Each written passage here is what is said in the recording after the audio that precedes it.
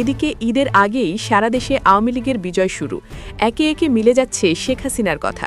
তারেক রহমানের বিরুদ্ধে ভারতের কঠিন অ্যাকশন শুরু।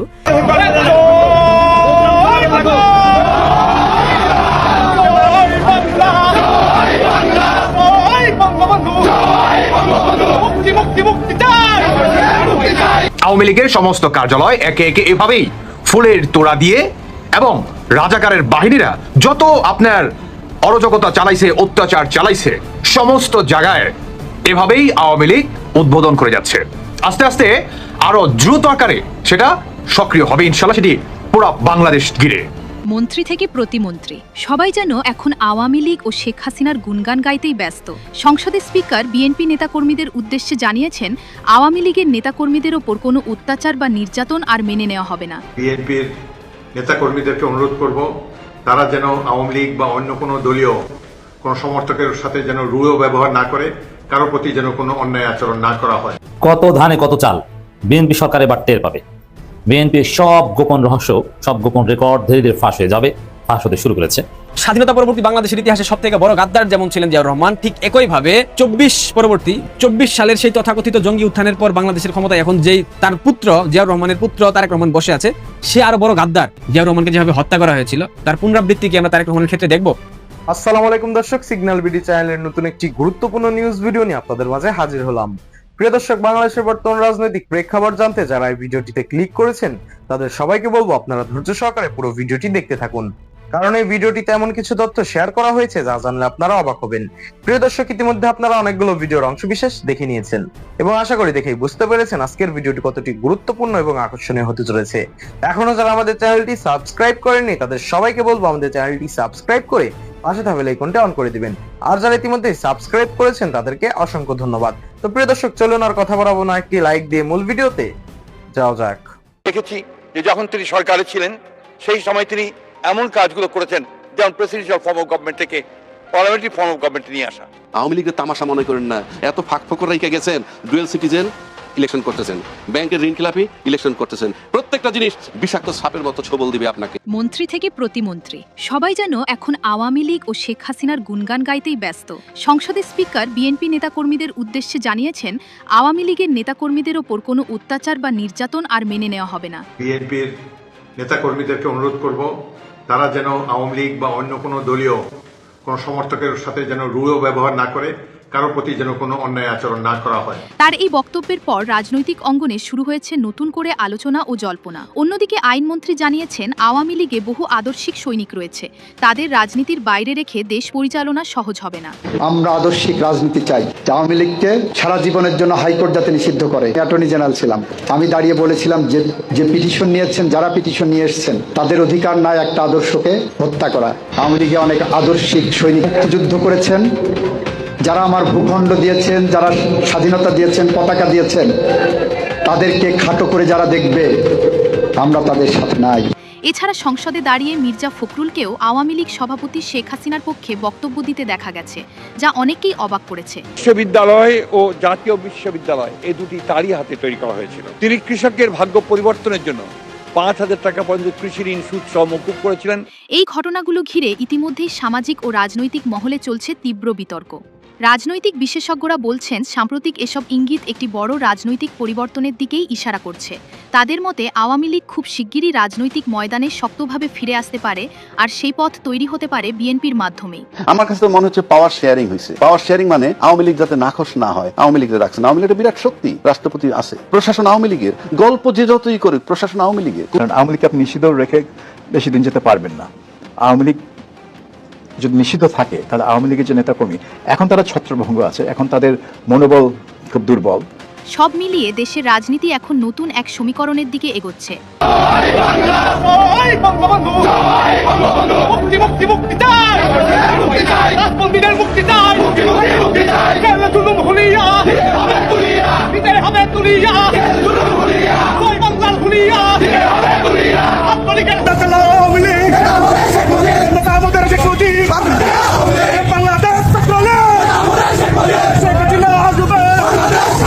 আওয়ামী লীগ তাহলে ফিরে আসতেছে না, মানে তাও আবার এত দ্রুত?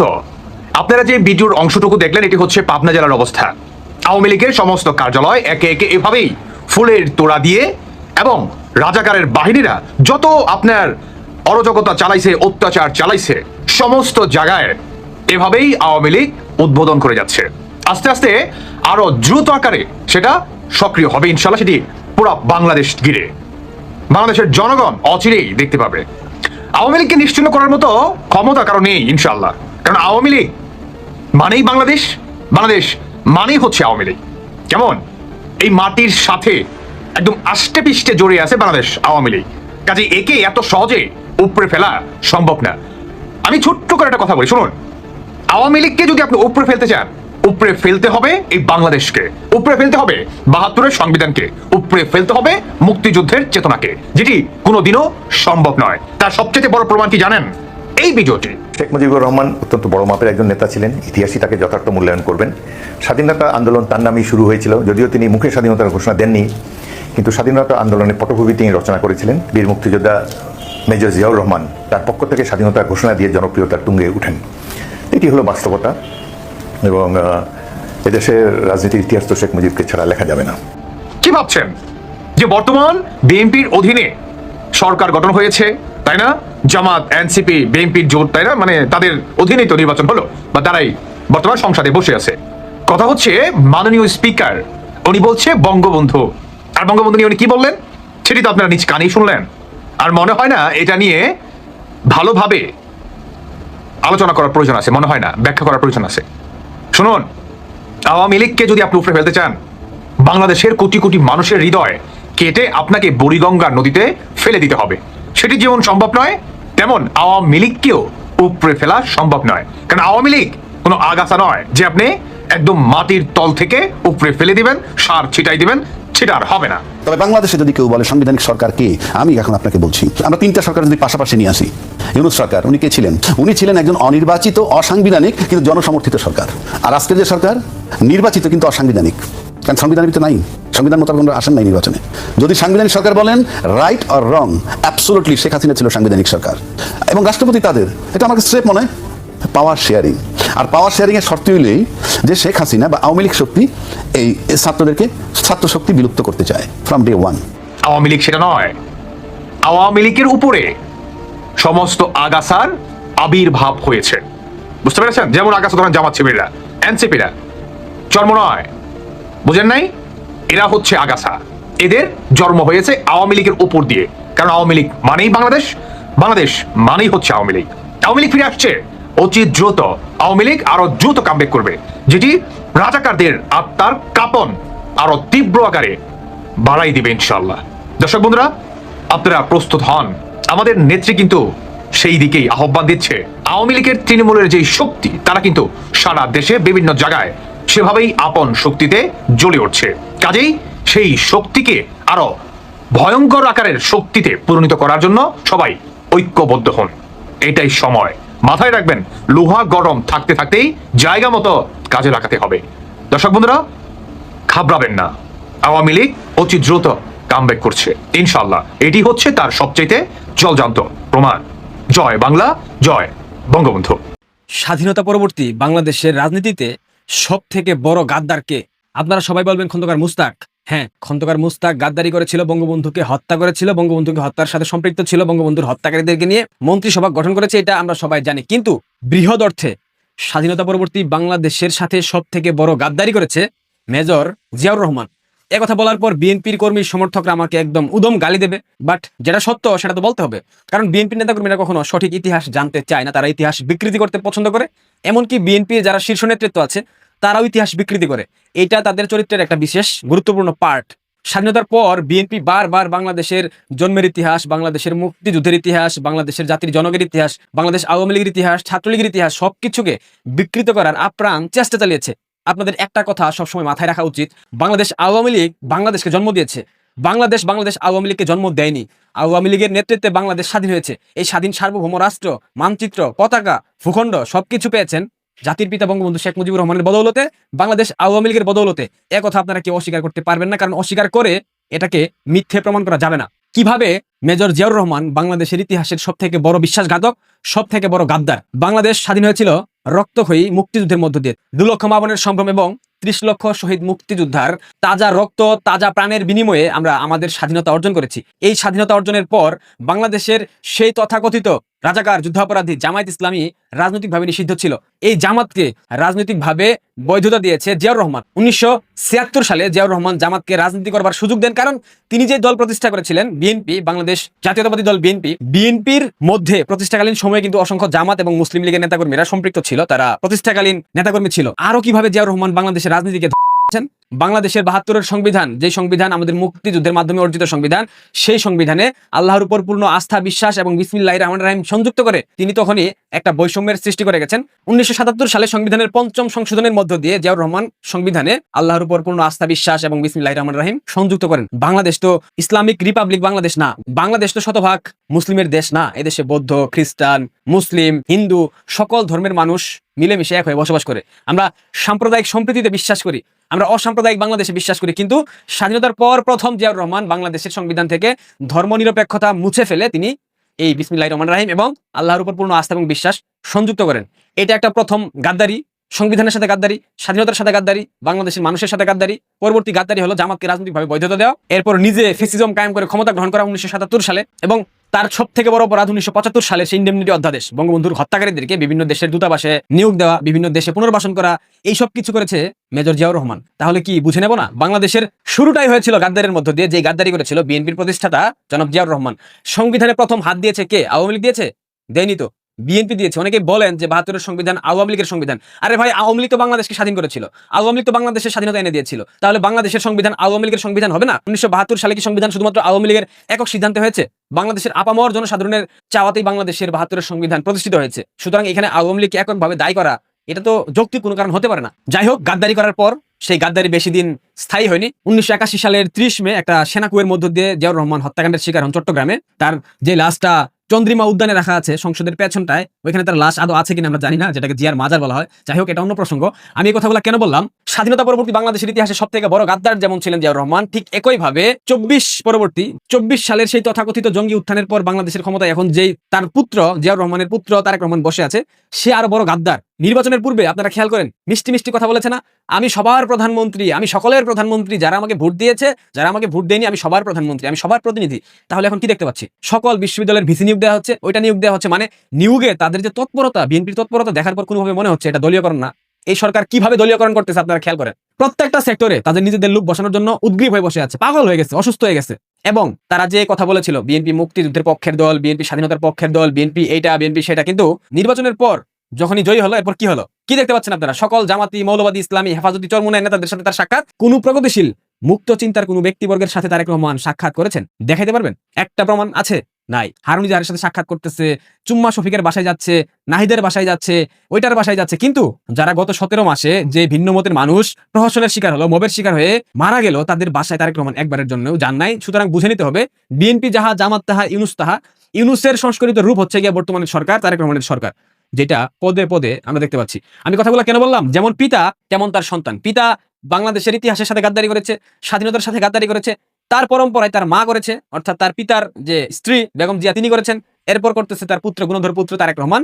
স্বাধীনতার পক্ষের মানুষদের সাথে চরম একটা গাদ্দারি করেছে, কারণ স্বাধীনতার পক্ষের মানুষদের ভোটের মাধ্যমে তারেক রহমান প্রধানমন্ত্রী হয়েছে, শুধুমাত্র বিএনপির ভোটে কিন্তু তিনি জয়ী হন নাই, এটা তিনি ভুলে গেছেন। আজ একটা সংবাদ দেখলাম, স্বরাষ্ট্রমন্ত্রী সালাউদ্দিন আহমেদ তারেক রহমানের অনুপস্থিতিতে রাষ্ট্রের গুরুত্বপূর্ণ 3টা সেক্টর, প্রতিরক্ষা, মন্ত্রী পরিষদ এবং সশস্ত্র বাহিনী বিভাগ, এই 3টা মন্ত্রণালয়ের দায়িত্বে থাকে সরাসরি প্রধানমন্ত্রী। আমরা আওয়ামী লীগের শাসনামলে দেখেছি বঙ্গবন্ধু কন্যা শেখ হাসিনা তিনি প্রতিরক্ষার দায়িত্বে ছিলেন, কিন্তু তারেক রহমানের ক্ষেত্রে আমরা দেখতে পাচ্ছি মন্ত্রী পরিষদ, প্রতিরক্ষা এবং সশস্ত্র বাহিনী বিভাগ, এই 3টা দায়িত্ব তিনি নিজের কাছে রেখে দিয়েছেন, কারণ স্পর্শকাতর 3টা সেক্টর, 3টা বিভাগ। তারেক রহমানের অনুপস্থিতিতে এই 3টা সেক্টর, এই 3টা খাত বলেন বা 3টা বিভাগের দায়িত্ব পালন করবে স্বরাষ্ট্রমন্ত্রী সালাউদ্দিন আহমেদ। তারেক রহমানের পিতা জিয়াউর রহমান কিন্তু সশস্ত্র বাহিনীর অসংখ্য মুক্তিযুদ্ধপন্থী অফিসারকে কোর্ট মার্শালের মাধ্যমে ফাঁসি রায় দিয়েছিলেন 15 দিনের বিচারের মাধ্যমে। আপনারা নিশ্চয়ই সেটা জানেন।